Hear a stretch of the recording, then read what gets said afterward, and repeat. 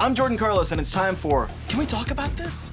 It is physically impossible for me to get happy. 16 Candles has it all. A star-making performance by Molly Ringwald, a teen romance that still finds the feels to this day, but also some problematic ideas about race and consent. Hey! Here to unpack a problematic classic, Margaret Cho. Margaret, welcome to the show. Oh my gosh. Thank you. What was your first interaction with the movie? I saw it in the theater with friends, other Asian girls. You know, at that time, we just had never seen Asian characters in movies. So it was actually really exciting to see an Asian face in the movie. But there's a lot of things in the movie that were uncomfortable. But back then, this was pure comedy. This was like not just pure comedy. This was genius comedy. John Hughes he knew the code to make the youngsters laugh. Were you falling out of your seat when you were watching this? I was amazed at the way white people act. You can have a party and destroy your house. I was just amazed that you wouldn't get sent to Korea, because that's what would happen to kids who would have parties or sell their underwear, is they would get forced to live in Korea and go to school for the rest of their lives. Hold on, stand by. Let's back up a little bit. If you got in trouble, or acted out of order the way the kids did in 16 Candles, you would literally just get sent to Seoul? Well, my family would send you to either Busan, which is like, if Seoul is New York, Busan is New Jersey. So you would have to live with people who wore just Korean clothes, like hanboks. Like, this is before K-pop. It's hard to think of things before K-pop. So it wasn't going to be fun. What's happening, hot stuff? We have the stereotypical version of a young Asian male in Gedde Watanabe. He took a lot of heat for this role. How fine is the line between broad comedy and insulting? Watanabe does a solid performance in the film.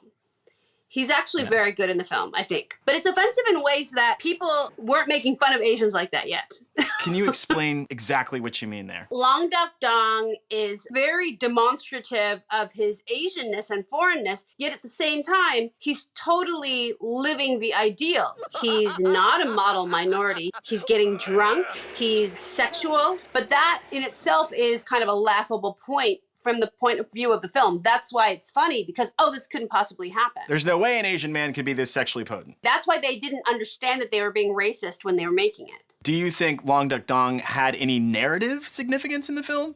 I really try to think about that. I don't think so. I think that if you pulled out as a character entirely and the storyline, you wouldn't see any sort of collapse of the main plot points. So no, I feel like he's just a detail to add more dimension to the largesse of this life, where you can host people from other countries and allow them to run amok as well.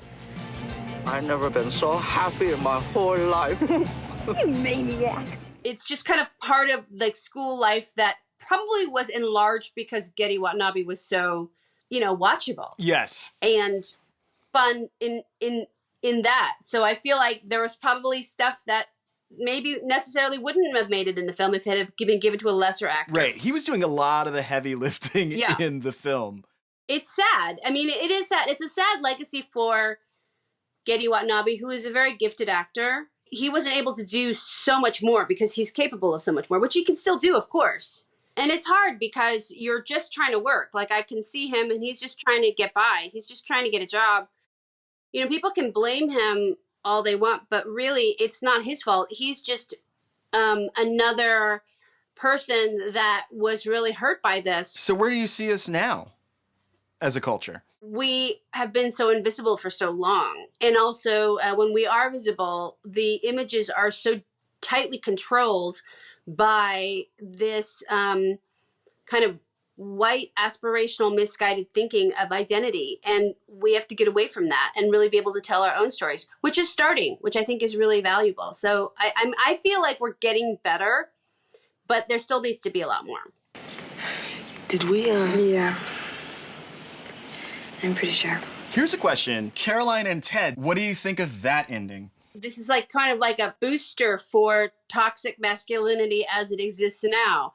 This bro culture that allows for women to be traded and also drugged. It's totally good. Have fun. Thanks. and also just used to sort of signify status between men as opposed to really being human beings. I think a lot of it is like passed off as a joke too. And a lot of it is hallmark for John Hughes. There's like this acceptance of that, like, oh, well, that's actually great. And you're kind of rooting for Anthony Michael Hall's character. Like, all right, you date raped somebody. Good for you. I told you dudes I was hot. Hot, Ted, you're a legend. She doesn't even remember the act, but she feels as though she had a good time. That's not a good lesson to teach men. And also, women are not to be traded and used like their cards, baseball cards, or Right. garbage pail kid cards, or whatever they're trading. They're not pawns. Okay, so on the John Hughes spectrum, right? Do you see this film as having any like positive themes? 16 Candles had some of the same themes about caste and class and how we're really just all human beings underneath, and that our idea of like a projection of somebody else, actually there's a person behind that projection. Professor Margaret Cho, may I watch another movie with you sometime? I would love that. This has been Can We Talk About This? I'm Jordan Carlos. Enjoy the movie.